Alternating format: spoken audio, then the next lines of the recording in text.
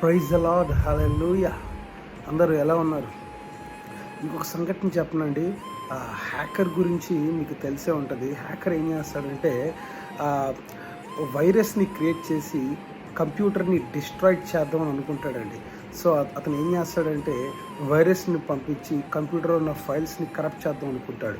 కానీ the creator of the computer ఎవరైతే ఉన్నారో ఈ కంప్యూటర్ని తయారు చేసినప్పుడే ఇది ఎదుర్కొనే గల శక్తిని దీన్ని తయారు చేసే రూపంగా పెడతాడండి. సో ఎట్లాంటి వైరస్లు వచ్చినా ఇది బలంగా నిలబడడానికి, ఏ ఫైల్స్ని కరప్ట్ చేయకుండా కాపాడగలిగే శక్తి ఈ కంప్యూటర్కి ఉంటుందండి. అంటే నేను ఈ విషయాన్ని ఎందుకు చెప్తున్నానంటే, మన జీవితంలో కూడా కొన్ని మనల్ని బాధ పెట్టేలాగా, ఇబ్బంది పెట్టేలాగా అవి వస్తూనే ఉంటాయి. కానీ దేవుడు మనకి కూడా అది ఎదుర్కొనే బలాన్ని, శక్తిని మనకి దేవుడు దయచేసాడండి. బైబిల్లో కూడా యోసేపు స్టోరీ చాలామందికి తెలిసే ఉంటుంది, కొంతమందికి తెలిసే ఉండదు.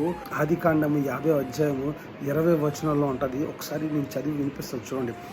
మీరు నాకు కీడు చేయని ఉద్దేశించారు కానీ నేటి దినముకు జరుగుచున్నట్లు, అనగా బహు ప్రజలను బ్రతికించున్నట్లుగా అది మేలుకే దేవుడు ఉద్దేశించును. చూడండి, బైబిల్లో యోసేపు వాళ్ళ యొక్క సహోదరులు, తమ్ముళ్ళు అందరూ వాళ్ళు ఏంటంటే యోసేపుని నాశనం చేయాలని చూస్తారు. కానీ గాడ్స్ ప్లాన్ ఎలా ఉందో తెలుసండి. అది యోసేపుకి మేలుకే, అతని మంచికే దేవుడు మార్చాడండి. అంటే ఎదుర్కొనే శక్తిని ఇచ్చాడు కాబట్టి ధైర్యంగా నిలబడ్డాడండి. ఈరోజు మన జీవితంలో కూడా ఎదుర్కొనే శక్తిని దేవుడు మనల్ని తయారు చేశాడు కాబట్టి ఆయన స్వరూపం ముందు మనము భయపడద్దు, ధైర్యంగా ఉందాం.